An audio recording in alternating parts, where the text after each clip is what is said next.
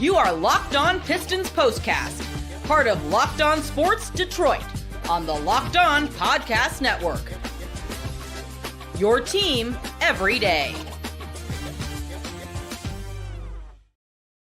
Pistons cruise past the Wizards. It's what they should have done. 123-103, the final. But how about how chippy this one got? We're going to break that down.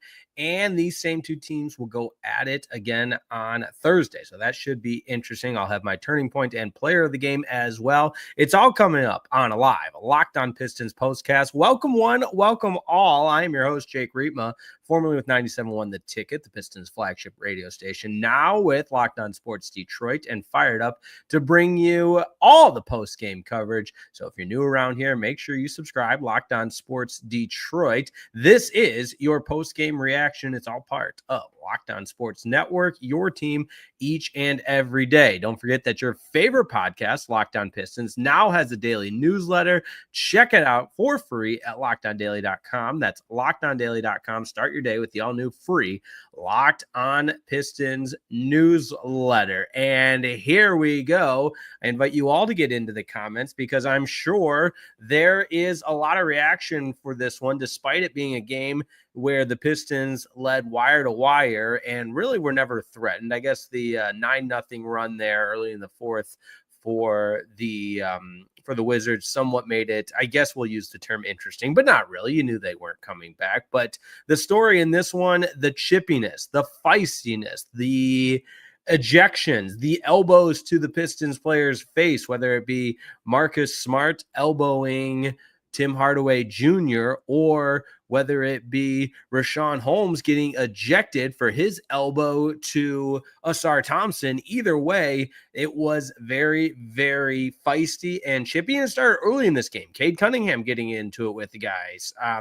Ronald Howland and Marcus Smart and Isaiah Stewart, everybody. If there was a Detroit Pistons player and a Washington Wizards player out there at some point, they likely mixed it up and had some words. And I know that's the identity of this Detroit Pistons team. They talk about it all the time. If you heard the halftime interview with Jalen Duren that Natalie Kerwin did, she does such a great job. But he said, we fuel ourselves on this. We thrive on this, and it's who we are. We play better. So if that's the case, sure. And if it results in 20-point victories, yes. But I don't know if we can necessarily use the putrid Washington Wizards as the barometer here. But either way, we're going to get right into it, because it's one of my favorite parts of the program. It's what everybody's talking about. This is what you'll be talking about.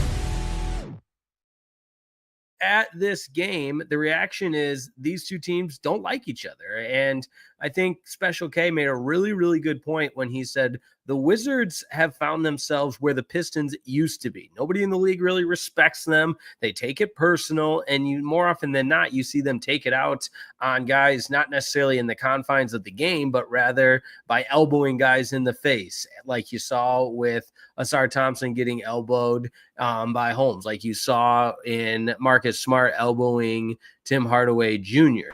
And the point is, if you're the Detroit Pistons, you can't lower yourself to those standards that the Pistons used to be a part of and the Wizards currently are. And I'm not saying they did that tonight, but again, these two teams will play again in just 48 hours. They'll play on Thursday. And it'll be interesting to see how the Pistons are, and if the Pistons are able to channel the type of energy that was out on the floor this evening, and the chippiness and the feistiness and the rock'em sock'em mix it up kind of mantra, and come out with another win on Thursday like they did tonight. Because again, if you're winning games by 20 points, is it eventually going to catch up to you? Maybe. I think the Isaiah Stewart technical is worth noting, because I believe that puts him up to 12 for the season, 14. He is suspended for a game, and as much as I harp on him, he's a valuable asset to this team, especially defensively. I mean, just ask him. He thinks he's the best defensive player in the National Basketball Association. I don't know if he's quite there yet.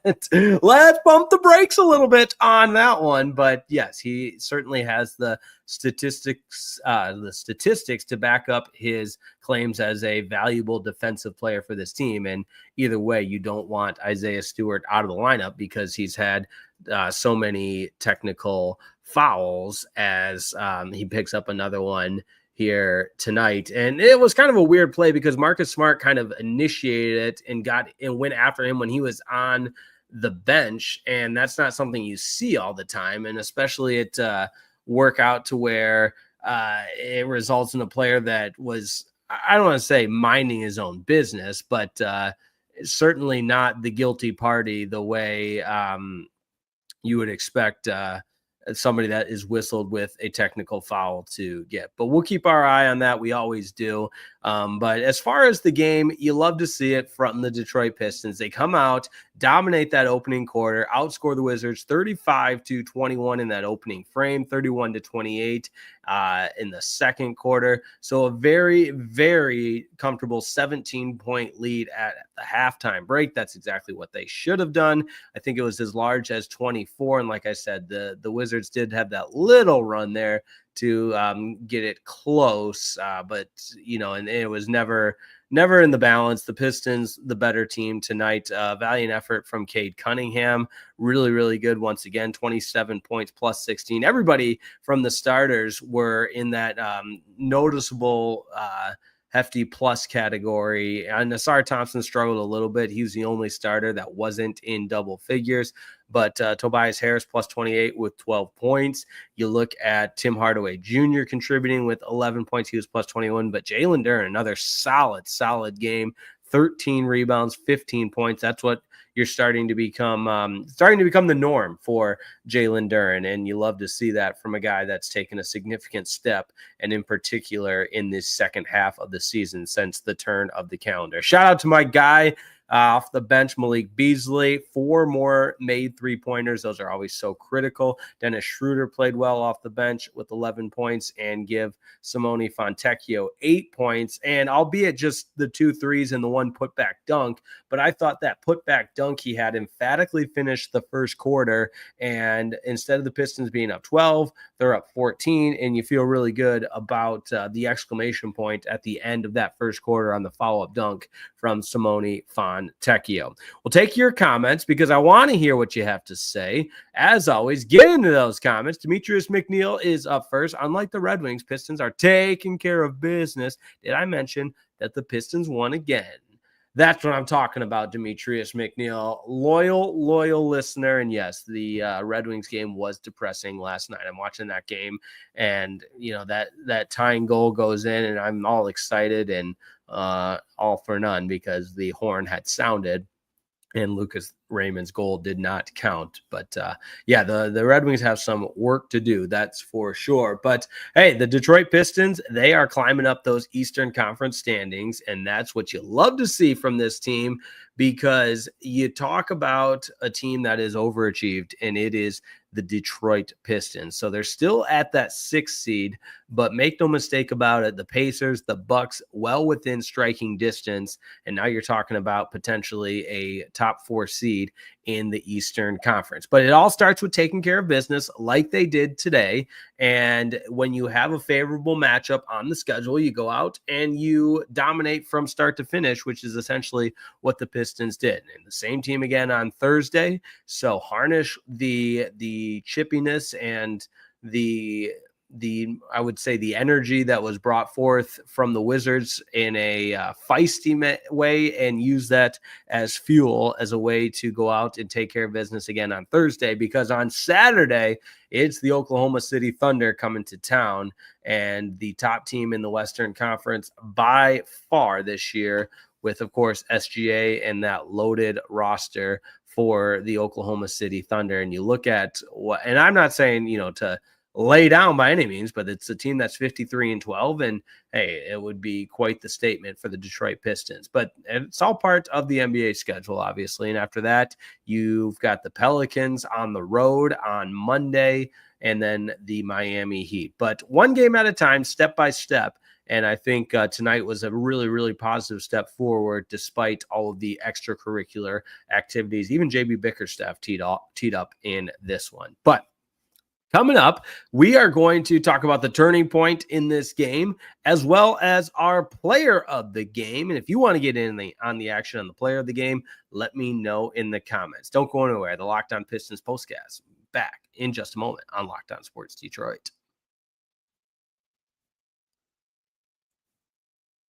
This episode of the Locked On Pistons postcast is brought to you by Skims.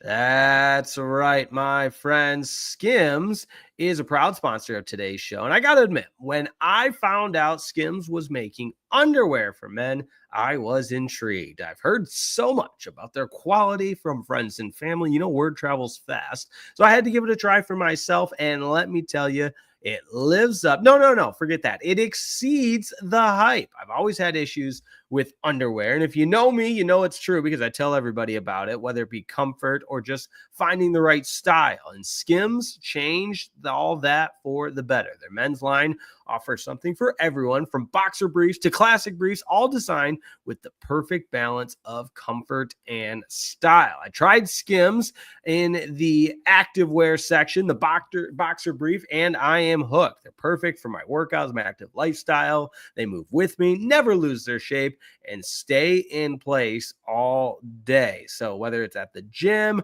walking outside, going for a run, running errands, whatever it is, they're the most comfortable and reliable underwear I've ever owned. Plus, the lightweight material feels amazing, almost like you're wearing nothing at all. Shop Skims Men's at skims.com and Skims stores. Let them know we sent you. After you place your order, select podcast in the survey and select our show in the drop-down menu that follows. Locked On Pistons Postcast. And if you're looking for the perfect gift for whoever it may be or for yourself, Skims just launched their newest line, so get in on the action. Skim is the official underwear partner of the NBA and the WNBA and USA Basketball. How about it?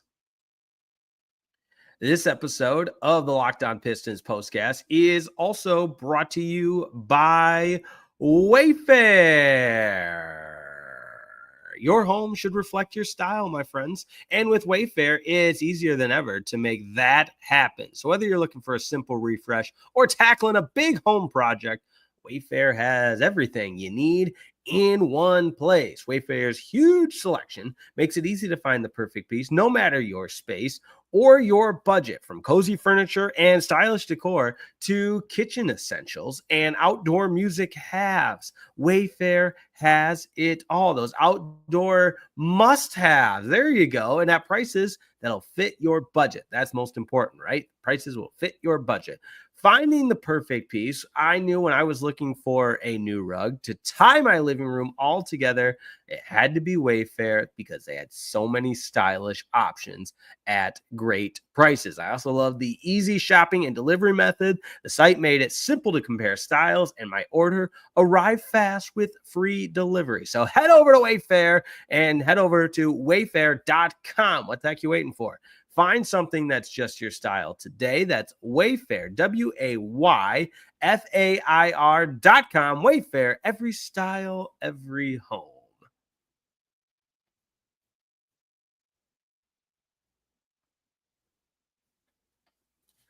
Back at it on the Locked On Pistons postcast, and appreciate you tuning in. Tell a friend about the Locked On Pistons postcast. We continue to grow because it's fun, because the Pistons keep winning. That makes it a lot of fun. So join the action. There's room on the wagon. And as my good buddy Here's Johnny points out, it's the 37th win of the season. Indeed, it is. The Pistons 37-29, 18-14 at home. Things you love to see. The Detroit Pistons balling, which is great to see. All right, without further ado, it's time for the turning point. Time to reveal where the game was won or lost. It's the turning point. The turning point in this one could have been when the Pistons showed up at LCA and went through pregame warmups. I mean, they're that much better of a team than the Washington Wizards, and it was clear tonight. Just about the entire NBA is better than the Washington Wizards. So I don't have a distinct turning point for you. I think when a team outscores the opponent 35-21 and then has a huge lead at halftime and outscores the opposition in every single quarter, it's hard to point at one single metric and say, yeah, this was the turning point or one single example. So want to be respectful, but at the same time, how about the chippiness from Cade Cunningham at the beginning of this game? Because I think that fires up the Detroit Pistons as a whole, and they see their leader out there. And not that, I mean, I guess you can try and make the point that it does when Isaiah Stewart gets into it, or other guy, Ron Holland tonight, whoever it may be, because that's just the framework of this team and part of their identity. But man, Cade Cunningham standing up for his guys and getting into it with the players for the Washington Wizards early in that game. And then you've got Asar Thompson wearing an elbow from Rashawn Holmes. You've got Marcus Smart elbowing Tim Hardaway Jr. There was just a lot of it tonight. So I think the turning point tonight is when the Pistons realize that if in fact the Wizards are going to bring that type of energy, the Pistons can match it, and then most importantly, take care of business on the floor. So you love to see that from the Pistons with the dominant 123-103 win. And it's time now for our player of the game here on the Locked On Pistons postcast. This is the Locked On Player of the Game. Easy choice again tonight because he is the Pistons leader through and through. It's Cade Cunningham leading all scorers with 27 points and adding 10 assists to that. So go ahead and give him the double-double.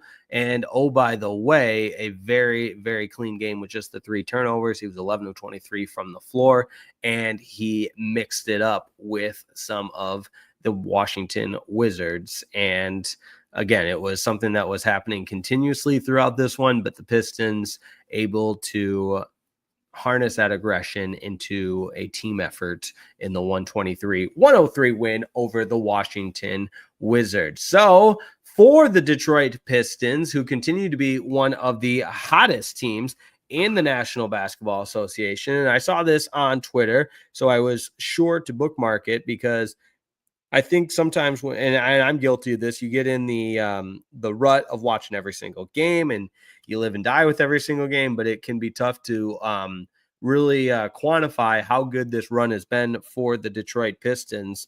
And so when you look at these marks of just how good the Pistons have been since the trade deadline, they have an 11-3 record, which is tied for third best in the NBA. They are first in NBA defensive ratings, first in NBA opponent paint points. They are first in NBA fast break points, second in points off turnovers, third in NBA net rating, third in opponent estimated field goal percentage, and third in rebound percentage. So a lot of good things that the Pistons are doing that has translated into wins.